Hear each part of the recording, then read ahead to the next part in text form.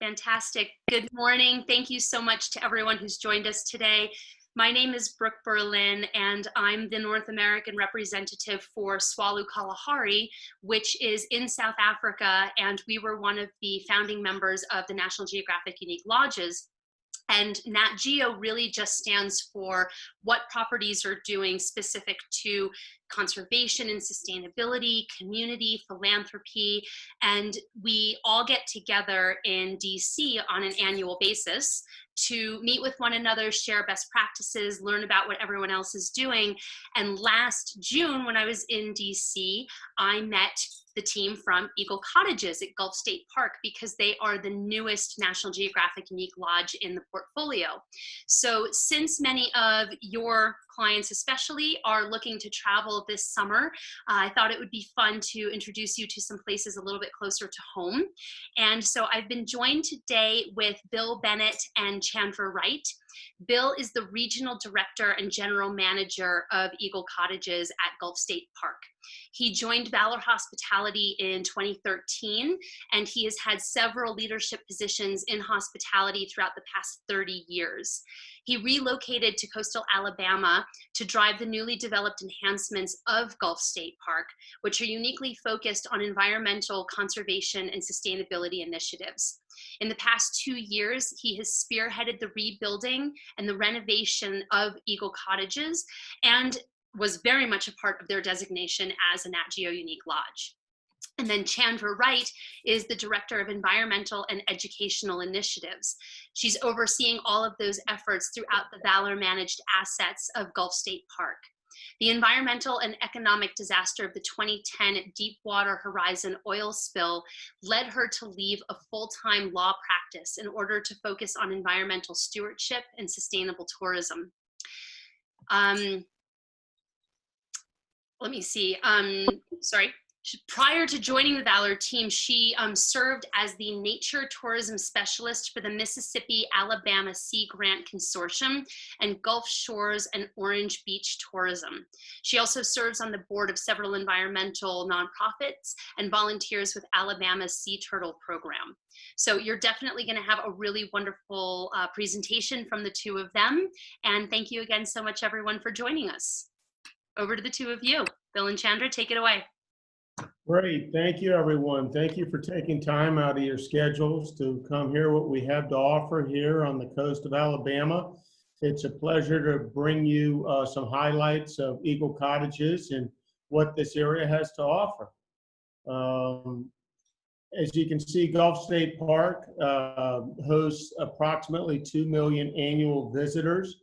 It's comprised of 6,150 acres of beautiful coastal scenery, featuring 28 miles of various trails, hiking and biking trails, 9 distinct ecosystems, 3 freshwater lakes, 2.5 miles of beaches. And this area is one of the largest contiguous protected wilderness areas along the U.S. Gulf Coast. It offers habitats from the wetlands to the woodlands, from the white sand beaches to freshwater lakes, all ready to be explored. Historically, Gulf State Park is home to several, it's the most popular state park of 21 state parks in the state of Alabama, and is home to several unique flora, fauna, and wildlife. You can see bobcat, coyote, alligators, fox, nestling sea turtles, osprey, and many different coastal birds, all within the park. World famous ecologist Dr. E.O. Wilson, a native of coastal Alabama, actually called this region America's Amazon for the vast array of plants and animal species that are found here.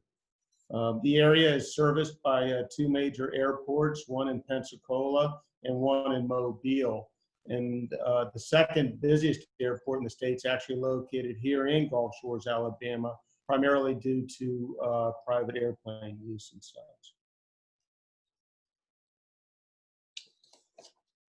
So Gulf State Park, situated amongst the communities of Gulf Shores, Alabama and Orange Beach, Alabama. And both communities really date back to the mid-1800s. They were host to different families in the region who would come to the area for their fishing camps. And they were really attracted to the area due to the vast array of seafood, oystering, shrimping, fishing. And they would come down here with their families as a way to get away from the hustle and bustle of life in their areas and relax and indulge in the great outdoors. In 1930, President Roosevelt's civilian conservation camps arrived to begin construction of the first buildings and roads and trails within Gulf State Park. And the park officially opened in 1939 and was truly one of the first public areas where people that weren't fortunate enough to have a fishing camp in the area could come and relax and take in the great outdoors. So much so that tourism began to overtake fishing as a primary industry in the area. The area really is known for its resilience to disaster. Coastal Alabama communities have faced a number of hardships throughout the years. Of note here, we showed Hurricane Ivan in 2004, certainly the U.S. economic recession, but the most telling and probably the most influential was the Deepwater Horizon oil spill, which occurred in 2010. And it really began the revitalization of this entire area, whereby not only Chandra, she's indicative of that, she ended her law practice to come down here and be a part of the rebuilding of this great community. But it showed everybody in the region, even though they had known their livelihoods were tied to the natural resources of the area, they didn't know how sensitive this area was. And that really began the sustainable tourism practices down in this area. In addition to the Gulf State Park project, the area also has a Leave Only Footprints beach campaign to keep our beaches clean in the area. There's an oyster shell recycling program that many of the restaurants in the area will participate in.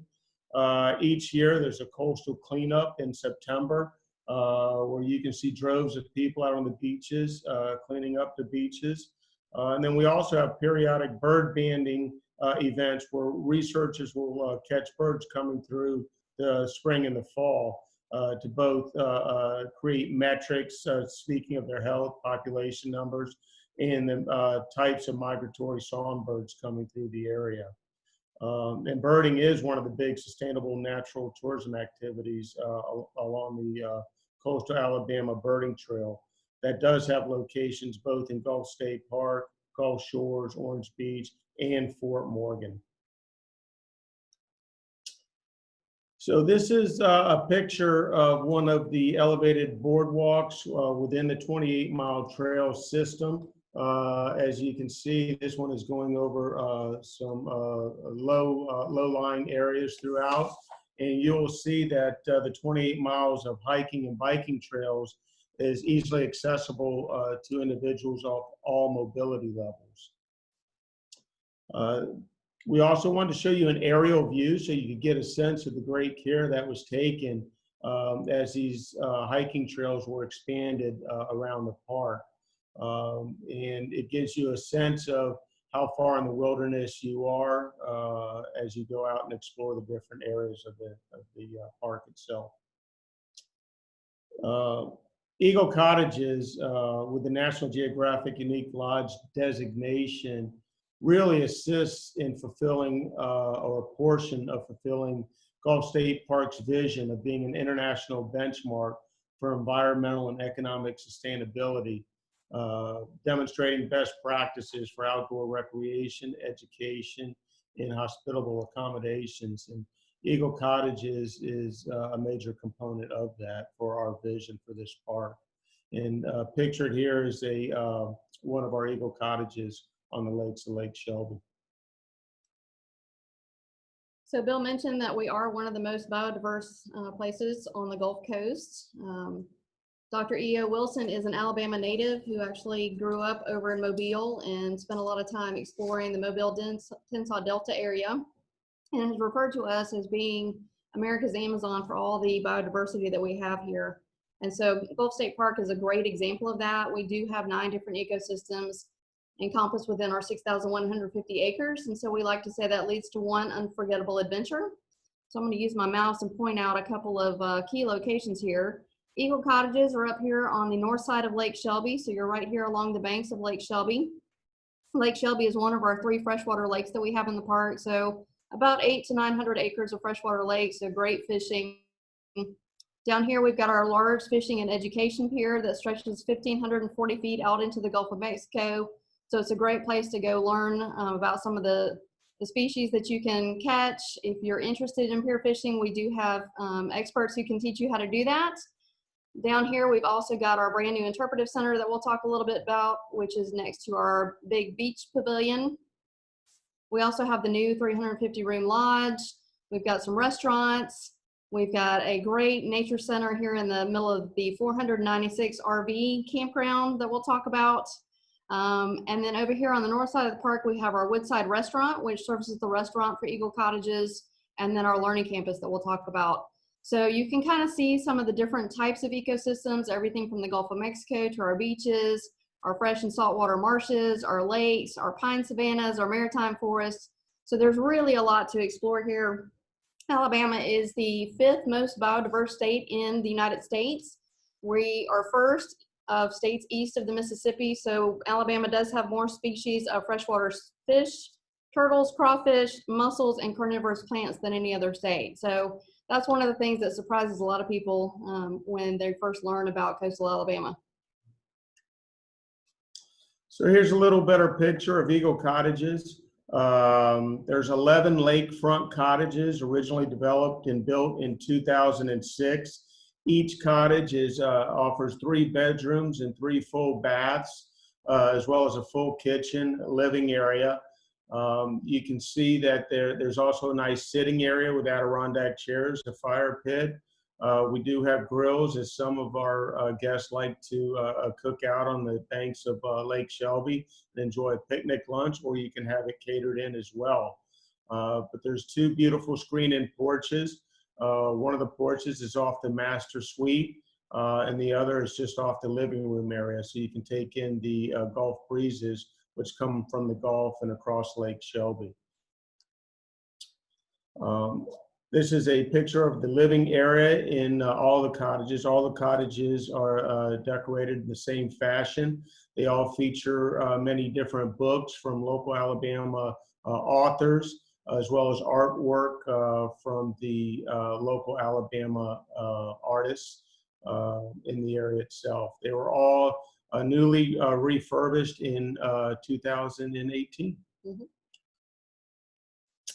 So this gives you a sense of the, all the modern conveniences that you'd want for a stay here.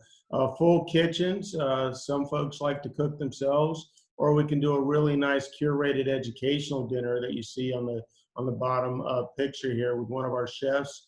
All the food that is served in the 5 restaurants that service Eagle Cottages feature locally and regionally sourced and freshly prepared delicacies.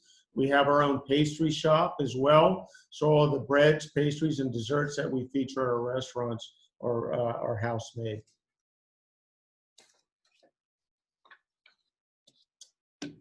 So as I mentioned, there are literally 28 miles of hiking and biking trails, many with unique pause places. The Nature Center, where you can see birds of prey, you can see snakes that can be found in the park, both venomous and non-venomous. Very good. You like that? It took her a while to get me to stop calling them poisonous snakes and just called them venomous. The Interpretive Center, which is really, it's a welcome center to the park itself, but it's great for our Eagle Cottage guests to go down and learn about the 9 different ecosystems within the park itself. The Learning Campus and the park also offers a bike share program and a tram. Although guests staying at Eagle Cottages do have 2 complimentary bikes, more upon request, as our Eagle Cottage team will reach out and curate your stay. We can have as many bikes there as you would like, and you can actually go out and explore on your own, or we have guided tours available as well. The tram runs daily throughout the park from 8 a.m. till 5 p.m. With 5 different stops that can take you around the park itself. The Woodside restaurant that Chandra mentioned earlier is Eagle Cottages restaurant. Great little facility, open 7 days, serving breakfast, lunch, and dinner. A great place for families. There's a beautiful, you have indoor seating, a screened porch seating, and a wonderful outdoor area. We feature live music 4 days a week with local artists that will come in. We do have open mic nights. We are expanding that program. We have a comedian scheduled for this September as well. But we get a lot of families that will come in, both staying at Eagle Cottages and from the local area that'll enjoy a game of ping pong or cornhole or horseshoes, taking a nice meal and just relax under the longleaf pines and oaks of the area. So this is a picture of the Food Craft restaurant, which also services Eagle Cottages. This restaurant is located at the Lodge at Gulf State Park, a Hilton Hotel. It's located right on the beaches here, and it features hand-carved steaks, local seafood, oyster selection. We have a wide variety of craft beers as well. Pictured above is one of the actually probably our most favorite dessert, which is a cheesecake dessert. But we also have a full-time beverage manager on staff, and she can create many different creative cocktails as well, as you see featured in the picture with the steak that's there. And this is the Perch Restaurant, which is located on the 2nd floor of the restaurant building at the Lodge itself. You can see the outdoor patio area is a beautiful area to enjoy a sunset, have a cocktail, or unwind after a day of exploring on the trails. Beautiful salad that we offer here on the menu. And on the bottom right is the lionfish, which I'll let Chandra talk about. Yep, so we like to feature some lesser known species for some of our guests. And so the lionfish is an invasive species that's not native to the Gulf of Mexico. And so we encourage our divers to spear them, and we like to serve them on the menu so we can educate guests about why they're such a problem to the Gulf of Mexico and how good they taste. So it gives us a little bit of an educational opportunity while folks are dining with us. And so now we'll talk a little bit about some of the other assets that we have in the park. And this is some of the scenes from our learning campus, which is over next to Woodside Restaurant. And so we have a 200-seat auditorium where we do guest lectures, we do film festivals, environmental films and speakers. We've got screen porch classrooms, and so we can do some educational activities with our local students as well as guests and visitors in the park.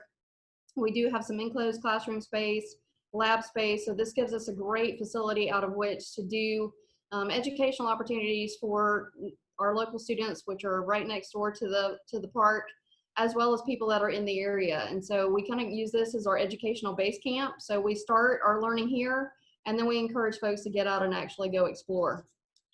If I can interrupt Sure. real quick, we also have 3 Nat Geo certified instructors on staff here. Yeah, I forget to talk about that. Chandra being one of them. A lot of hard work went into that. Yep. So this is our interpretive center, which is located on the beach next to the Gulf State Park Beach Pavilion. We are the only unique lodge in the program to have our very own living building. And so Living Building Challenge is the world's most rigorous building standard. And so we're really proud of that. There's only about 24 buildings in the world that have been able to achieve this certification. So we're still working our way through the monitoring period, but we're getting real close to being certified. So the building is really special in how it's built to withstand the coastal environment and the sustainability and sensitivity of that environment. And so the facility generates its own energy through solar panels. It's also collecting its rainwater and treating that through our very own water treatment facility into potable drinking water. We're only the 3rd commercial facility in the United States that's certified to treat rainwater to potable. So we're really proud of the fact that we've been able to accomplish that in a state that surprises a lot of people to be able to do something like this. So there's a lot of educational exhibits, interactive, hands-on, family-friendly, that not only talk about how the building is designed to meet those challenges, but also introduces guests to the 9 different ecosystems in the park It's connected by a pedestrian bridge right to the trail system. And so it's a great place for folks to be able to start and kind of learn about some of the plants and animals they might see once they get out and explore the trails. And it's just a short bike ride away from Eagle Cottages. Correct. So speaking of animals, I just wanted to introduce y'all to some of the plants and animals you might see in the park. I know many of your travelers are used to going on safari and seeing some of the big wildlife. Most of ours is a little bit smaller than that, but we do have a tremendous diversity of things that you can see.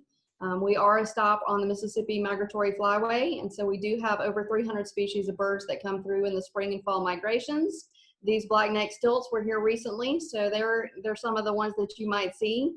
It is also sea turtle nesting season here on the Alabama coast, and so we primarily have loggerhead sea turtles that nest at night and hatch at night, so you're not likely to see them, but we do have those occasional opportunities if you get really lucky while you're here. And then, of course, we also do have a nice healthy population of American alligators and our cute little ghost crabs that roam the beach at night. And then here we have a purple gallinule, which is another species of bird that a lot of people may be surprised to learn actually spend some time here in Alabama. We also have white-tailed deer in the park. We've got armadillos. We have gopher tortoises, bobcat, coyote, fox. So tons of different varieties of things that you can see while you're out on the trails. These are two of our favorite residents. We've got our osprey, which nest here and spend the year with us. You can see why they're called fish hawks. They are very impressive birds to watch, and you can frequently see them looking for dinner or raising their young here in the park.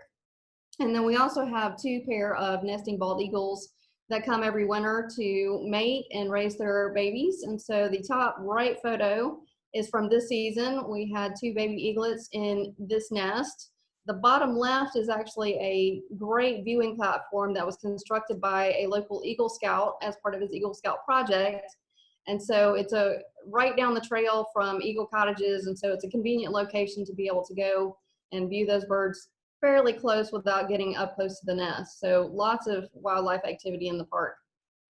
As a matter of fact, if you can go back real quick, you can see the osprey who was fishing for dinner. We had a family dining outside at the picnic area at one of the Eagle Cottages a couple of weeks ago, and an osprey had just finished picking up his dinner and actually lost the catch, and it kind of bounced off the roof of the Eagle Cottages and landed on the picnic table below, much to the dismay and pleasure both of the family dining out there that evening. Yeah, it doesn't get much fresher than that. No, it doesn't. And so here's another example of some of the wildlife. In the upper right-hand corner, we've got some of our carnivorous pitcher plants. I mentioned earlier that Alabama does have more species of carnivorous pitcher plants than anywhere else in America. And so this is just one variety of those. So they're really rare for a lot of folks to be able to see those. And then we also do have a lot of butterflies that migrate through here. So another example of that. Upper left is another variety of carnivorous pitcher plants. So you can see fields and acres of these things in coastal Alabama. So if people are into that, we can definitely arrange photography and guided trips to go see those. In the bottom left, we have one of our most favorite residents. She's probably the most photographed alligator on the planet. Her name is Lefty because she lost her right foot. We're not exactly sure how. But she resides along the Rosemary Dunes Trail here in the park, and here she's pictured with 4 of her babies from this season on her back. So she's a favorite spot for people to go visit. And then we also have the annual monarch migration that comes through. So not uncommon to see thousands of monarch butterflies coming through. And then I put this slide in because I primarily wanted to call your attention to our sugar white sand beaches featured in the top left. We do have quartz grains that are washed down over thousands of years from the Appalachian Mountains. And so that gives us that nice sugar white sand beach that squeaks when you walk on it. So we really like that about our beaches. We also have nesting great horned owls in the park, prickly pear cactus, which surprises a lot of people as a species native to Alabama.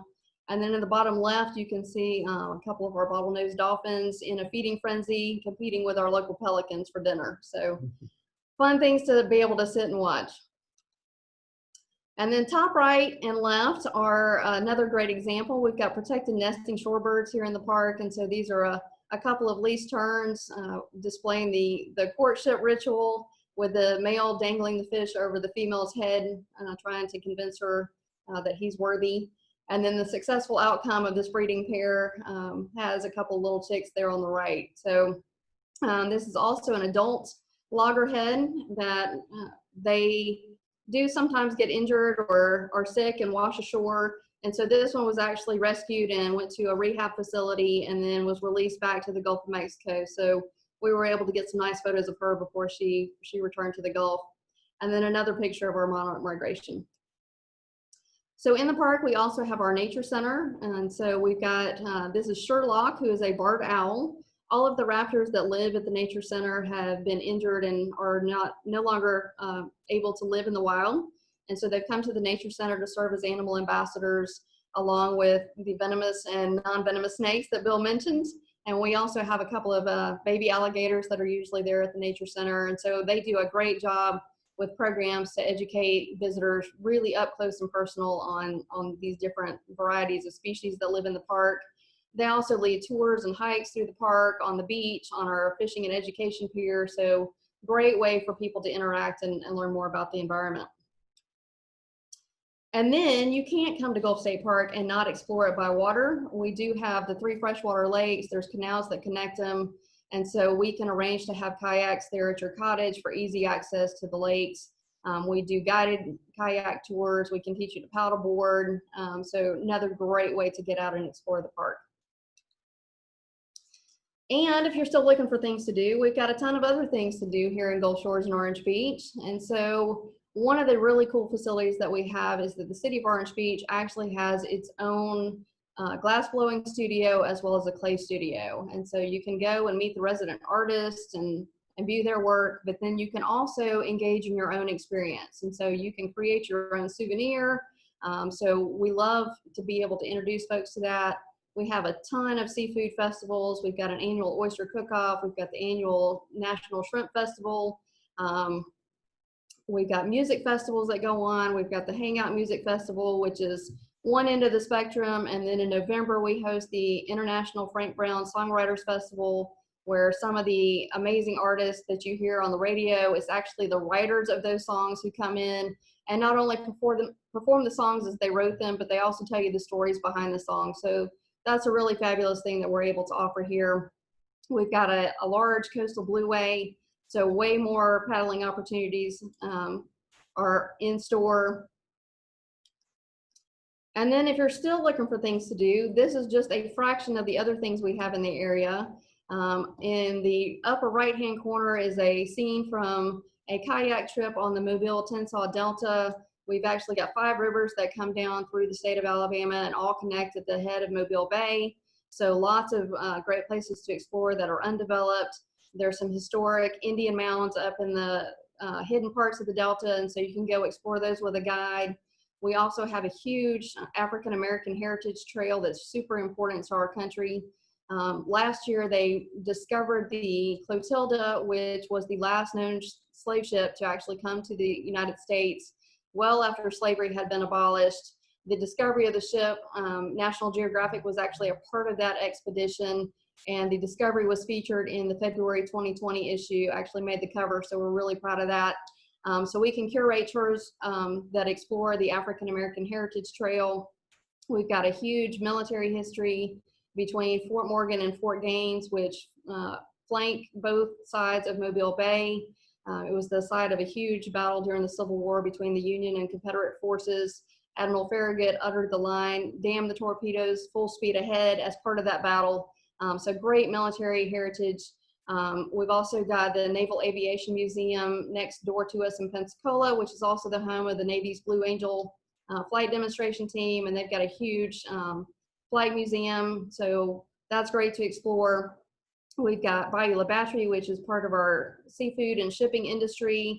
Shipbuilders, the ship that was used in the movie Pirates of the Caribbean was actually crafted in Bayou La Batterie.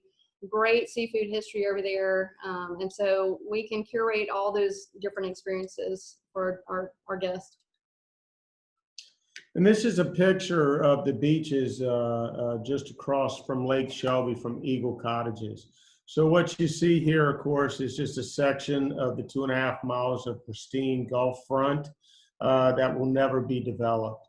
That is the lodge at Gulf State Park, a Hilton Hotel in the forefront. Just beyond that is Lake Shelby, an approximate 600-acre freshwater lake. And where you see the cursor there, that is Eagle Cottages. So it gives you a sense of the beauty of the area itself.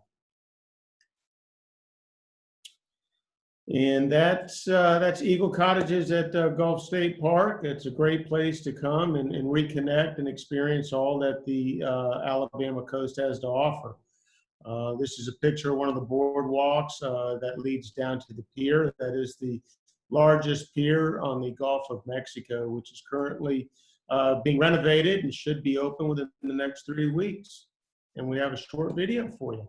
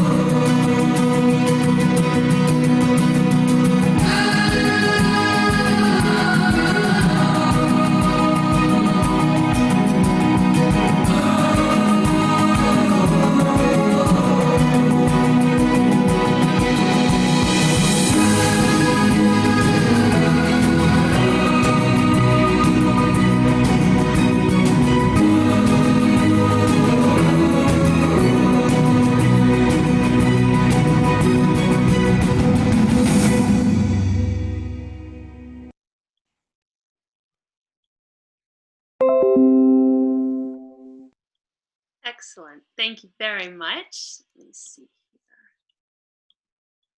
here. Fantastic. Thank you so much. I'm excited. I'm ready to go. I love working in the mountains, but I'm desperate for seafood. So seeing all of those photos of oysters and the lionfish definitely whet my palate.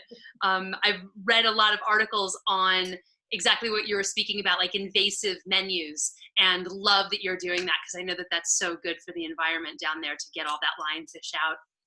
So we have a handful of questions, and I will start trying to pull them together. Chandra, actually, when we were speaking yesterday, you were telling me that you have guests as far as 10 hours away that drive to come and see you. And we've had a couple of questions about, is it recommended for guests to have a car? So can you speak about, do they need a car, driving there? Yeah, I'll take that question. Listen, having a car is certainly nice. It gives you a bit more independence, but you don't need a car. We offer airport service, private airport service, so we can pick guests up from either Mobile or Pensacola, or for the more affluent travelers that have their own plane that want to fly into Gulf Shores, we can pick them up from there as well. But between having the tram that runs throughout the park to take you to all the entities, for having bicycles that'll be at your facility as well, you don't really need a car, as well as both Uber and Lyft service the area. So. And since you just spoke about bikes, do you have bikes for children as well? We will in very short order. That is something that was brought to our attention most recently, and we're in the process of ordering special bikes for our little ones. Can you speak about your seasons? Are you open year-round, and specifically, when is the monarch migration? So I can speak to seasons, and I'll let Chandra speak to the monarch migration. We are open 365 days a year, which is quite lovely. Being a coastal community, our typical off-season months are really, I would tell you, late November through the end of February, although some will tell you the Mardi Gras celebrations that occur between here, Mobile, and New Orleans speaks to a different type of season, if you will. But spring is a beautiful time of year. Peak season really is May through the end of August. With fall being another beautiful time of year. So I would consider early spring and fall to be our shoulder months, the winter time to be our slow season and peak season from there. Monarch migration? Yeah, so we really have butterflies pretty much year round. Most of the monarchs migrate through around October, and so that's when the peak traffic will be here, but you will see monarchs that will be here through the winter. So not maybe as many as featured in the photos, but we'll still have some that hang out. But you can see them just about year round, and that's what's really nice about our winters. It's very mild here on the coast, and so we do have a lot of guests that come from the more northern states who are looking for getaways from all that cold and snow, and they come stay with us. And so we're really blessed here to have fairly mild winters, and so it's still great, even January, February, to be able to get out and explore the park. Are both the lakes and the ocean swimmable? They are. They are? They are. Gulf of Mexico really has a nice temperate temperature. I would tell you in the winter months, probably low 70s, upper 60s for a water temp, and in the summertime in the upper 70s. So it's quite nice. We also have a large artificial reef community, and so that was one of the early things that our fishing community developed was artificial reef habitat to increase the amount of fishing opportunities. And so one of the nonprofits that I work with is actually engaged in deploying things like big shipwrecks to develop a really robust scuba diving market. So that's one of the things that I've been affiliated with since I left practicing law. Is it all catch and release, or can people bring what they've caught back and have it cooked up by one of the chefs on property or themselves in one of the cottages? Absolutely. Yes. So I'm going to read this one because it's detailed. Are you fully booked for this summer? How far in advance do you allow for reservations? And are you seeing an increase in bookings for this year and next year? Meaning, are you busier than normal, making it more difficult to make reservations? That's a lot. Okay. let me try and pull that apart a little bit. You know, we are seeing an uptick in reservation activity, certainly. I think the inability for many of the people around the, continental United States to travel internationally has led them to discover places that they may not have initially selected, if you will.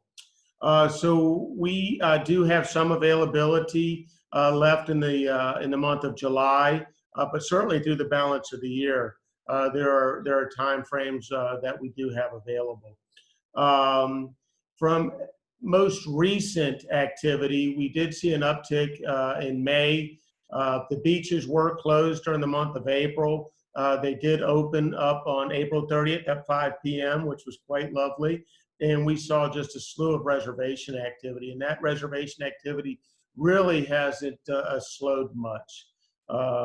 So we're very blessed in that regard. So we will book out about a year in advance. So more if needed. We can be persuaded. Since you were speaking about the fact that the beaches were closed and then reopened, and we all understand that this is happening in part due to COVID, can you speak about what adjustments you've made or what protocols you've put in place specifically to address COVID? Well, certainly, we really follow our state's safer at home order, which was put in place by the governor for the state of Alabama, while also staying on top of CDC guidelines and such. So certainly, all of our cleaning protocols have been enhanced throughout the property itself.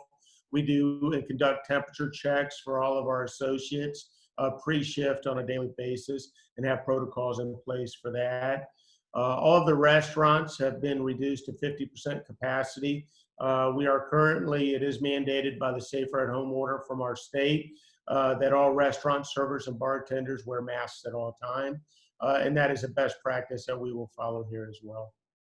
So as you know, it's a continuously changing environment, but we are quite conscious of the safety of both our associates and our guests. And we were also open, even though the beaches may have been closed, we were still operating the properties. And so we've been able to kind of adjust as everything has kind of developed and become clearer. So we've been kind of dealing with that throughout. So that gives us a lot of firsthand experience in how to change and adapt. And speaking of the beaches, are all of the beaches that we saw in the photos available to the Eagle Cottages guests? They are. They Absolutely. can take a tram ride, quick tram ride or bike ride over from the cottages. It's probably about 1.5 mile, 2 mile ride. And they come right out onto the beaches here. We do provide chair service as well. There are other activities, parasailing, banana boat rides. There are wading boards as well, all located here.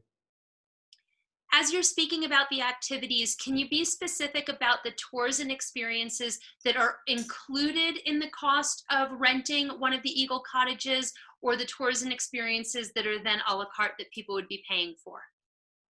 Yeah. Sure. So included, we do a guided nature hike with one of our naturalists. And so that's about an hour-long hike. When the bald eagles are here, that's one of the key elements that we do, is we like to introduce them to the bald eagles and talk about the nesting pair and hopefully see some of the chicks if it's that time.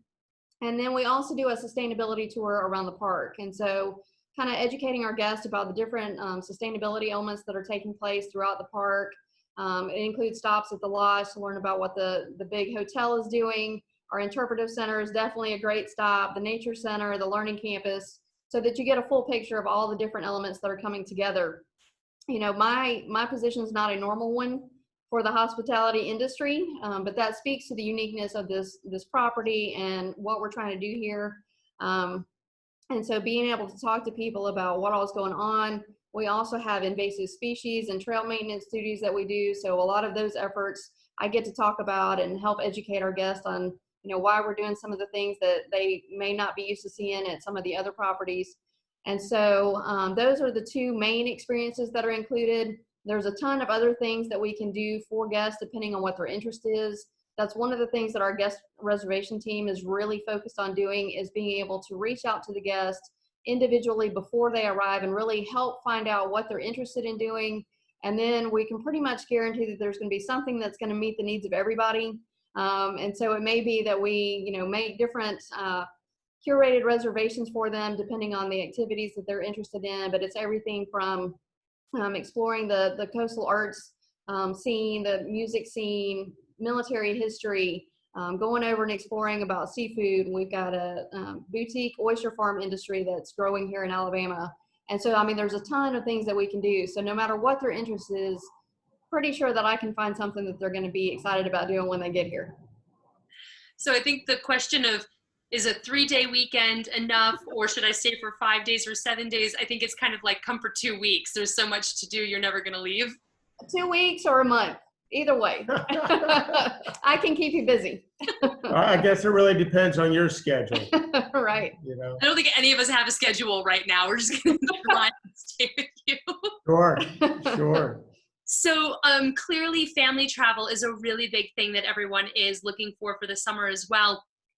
Can you speak about the bedding configurations in the cottages, and how do you handle children? And, you know, are there age limitations? What if people had more children that they wanted to put in like cots or things like that? Speak a little bit about that, please. Currently, each cottage offers 3 bedrooms, 3 bathrooms. They're queen beds located in each, and then a pull-out sofa in the living area. Currently, we don't offer cots or rollaway beds of that nature. So then if you have an extended family, you may need to rent 2 cottages, which we would gladly do for you. So, but, you know, we're open. We like to be flexible and accommodating, and I think that's the nature of the National Geographic Unique Lodge program. So our team will reach out and they'll find out what's important to you. Most recently, we had a family come out of, gosh, I think it was Birmingham, that came for a visit, and they wanted to go out on a kayak tour. And they had a 2.5-year-old, and they felt comfortable putting him in the kayak tour. And we were able to also curate an evening sunset bike ride for them as well. So a lot of it is just trying to find out, what do our guests want to do, and how do we curate a stay specifically for them?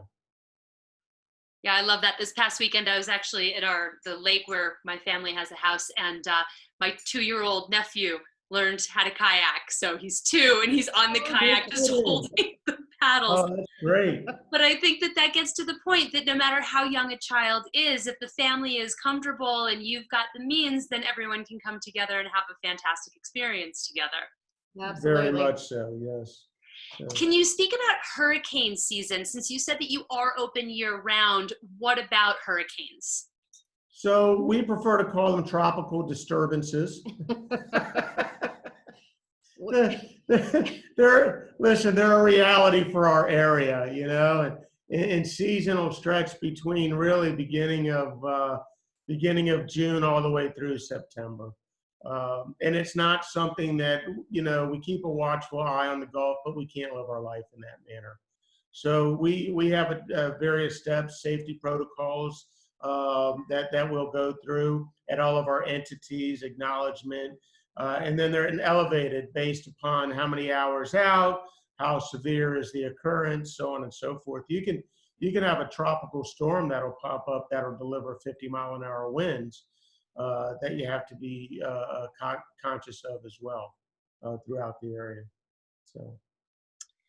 There's a specific question about, do you have availability for Thanksgiving? But I'm going to take that and expand on it and say to everyone as well that Bill and Chandra are going to give me a lot of information to include in the follow-up. So things like their contacts, assets, we spoke about this yesterday as well. So outside of just, do you have Thanksgiving availability, how can people find out all of your availability, all of your rates, get in touch with you for bookings on behalf of their clients? Well, to answer the first question, we do currently have availability over Thanksgiving. Believe it or not, it's a very popular time down here where people want to come together with their family and enjoy the area itself. We currently do have availability. We do have a website, eaglecottages@gsp.com, and we don't have an actual availability calendar. You just put in the dates of your stay and it'll automatically populate with the rate structure that we offer over those dates. And that'd be probably the best way to check on availability over that time frame. And then there's also the phone number on the website as well. And so if they want to actually call and speak with one of our agents, they can pick up the phone and call us. Excellent. That is the end of the questions for right now. We might have 1 or 2 trickle in, but as I mentioned, I'm going to get a lot of information from Bill and Chandra, and I will put that in the follow-up along with the recording. I'll make sure that you have their contact information so that now that I've kind of gotten everybody excited, you can get in touch with the 2 of them to get more information or to have more questions answered. So thank you both so much for your time. I really appreciate you doing this with me and presenting, Eagle Cottages to everyone who joined us today. Great. Thank you so very much. Thank you to everybody who took time you. out of the day to join us and learn more about our beautiful area. Come see us. Come see us. Have a great day.